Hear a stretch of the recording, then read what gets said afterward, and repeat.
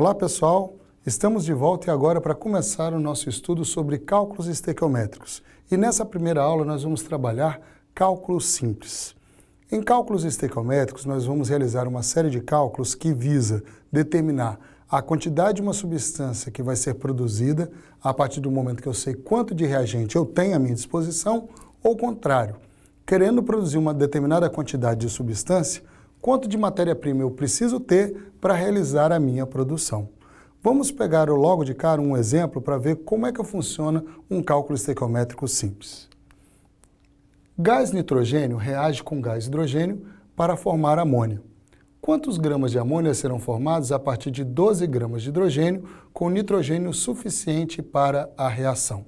Sempre que eu for fazer um cálculo estequiométrico, a primeira coisa a ser feita é montar e balancear a reação. Então, aqui no caso, eu tenho nitrogênio reagindo com hidrogênio para formar amônia. A equação é essa, só falta balancear. Para balancear, eu coloco um 2 na frente da amônia e um 3 na frente do hidrogênio. E aí, então, a equação está devidamente balanceada. Repara que na minha equação, eu tenho 3 substâncias aparecendo. Às vezes tem mais, 4, 5, 6 substâncias. É necessário que agora você, para executar o segundo passo, identifique quais são as 2 substâncias que nós vamos abordar. Então, o segundo passo é identificar as substâncias que serão abordadas. Substâncias essas que eu costumo chamar de substância dado e substância pergunta. Por que substância dado e substância pergunta? Veja só, no texto a gente observa que ele fala que nós temos 12 gramas de hidrogênio à nossa disposição. Né? Bom, 12 gramas de hidrogênio, então aqui o que vai acontecer? Eu já sei que uma das substâncias que eu vou trabalhar é o hidrogênio e essa é a minha substância dado. Agora, ele pergunta quantos gramas de amônia serão formados a partir de 12 gramas de hidrogênio com nitrogênio suficiente. Então, a pergunta dele é sobre amônia. Moral da história, o hidrogênio é a substância dado, porque eu tenho uma informação a respeito do hidrogênio, e a substância pergunta é a amônia. A partir do momento que eu identifiquei quem é o dado, quem é a pergunta, as outras substâncias que não serão abordadas eu simplesmente desprezo na resolução. Bom, aqui no caso então, qual vai ser o próximo passo? O terceiro passo é evidenciar a proporção molar entre o dado e a pergunta. Eu estou vendo aqui na equação que a cada 3 mols de hidrogênio eu consigo formar 2 mols de amônia. Eu vou escrever isso aqui, A cada 3 mols de hidrogênio, eu consigo produzir 2 mols de amônia. Só que a coisa mais difícil que tem é, num exercício de cálculo estequiométrico, a gente trabalhar com tudo na unidade mol, porque mol não faz parte do cotidiano. No dia a dia a gente trabalha com grama, com quilo, com volume em litros, em metros cúbicos. Então aí, agora que eu evidenciei a proporção molar, vem o quarto passo, que é onde a gente vê muito aluno que está começando o cálculo estequiométrico errando. O quarto passo é converter a proporção molar para as unidades usadas no exercício. No meu exercício, ele fala de 12 gramas de hidrogênio, ele fala de massa. Então, vou converter 3 mols para massa. Cada mol de hidrogênio são 2 gramas. Como eu tenho 3 mols, 3 vezes 2 me dão 6 gramas. E ele pergunta quantos gramas de amônia. Então, também vou converter para massa. Cada mol de amônia são 17 gramas, então 2 mols me dá 34 gramas. Então, quando eu digo que 3 mols de hidrogênio formam 2 mols de amônia, convertendo para massa é o mesmo que dizer que 6 gramas de hidrogênio me dão 34 gramas de amônia. Só que no exercício eu não tenho 6 gramas de hidrogênio, eu tenho 12. Então agora a gente vai para o quinto e último passo, que é montar a regra de 3. Se com 6 gramas de hidrogênio eu consigo 34 gramas de amônia, quando eu tiver 12 gramas de hidrogênio, que massa de amônia eu vou conseguir produzir? Fazendo então aqui 12 vezes 34 dividido por 6, na nossa regrinha de 3, nós vamos achar que a resposta dá 68 gramas de amônia.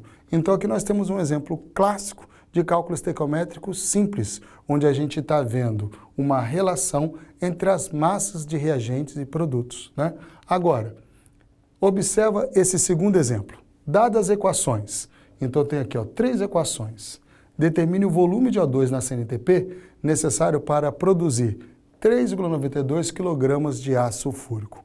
Eu estou vendo que o meu problema, no lugar de ter uma equação para trabalhar, são 3. Isso é muito comum nos métodos de produção industrial. As reações acontecem em etapas.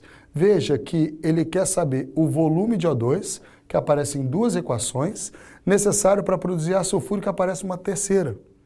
fica muito complicado pensar essas equações de forma isolada. Então, nesse caso, observe, as equações elas até que estão balanceadas, só que o SO2 que eu estou usando na segunda equação é o SO2 que eu produzi a partir da primeira equação, e aí tem uma incoerência. Aqui eu estou usando 2 mols de SO2, sendo que na primeira equação eu produzi apenas 1 mol de SO2.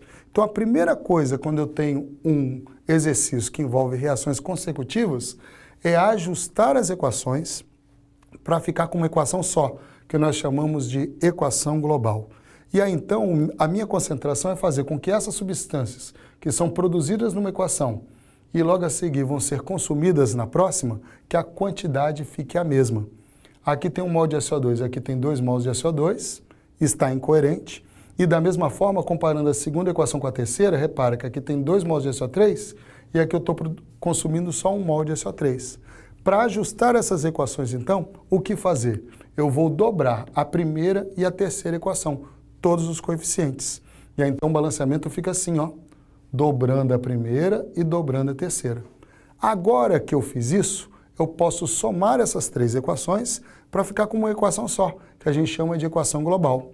Na hora de somar as 3 equações, aquelas espécies químicas que foram produzidas e na reação seguinte vão ser consumidas, eu elimino.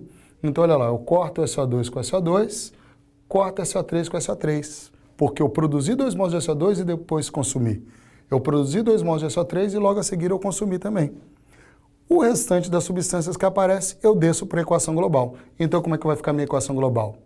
2 mols de enxofre, 2 mols de oxigênio com mais um daqui, 3 mols de oxigênio, mais 2 mols de água, formando 2 mols de ácido sulfúrico. Essa é a nossa equação global. Agora que eu tenho a equação global, esse exercício fica igual ao anterior.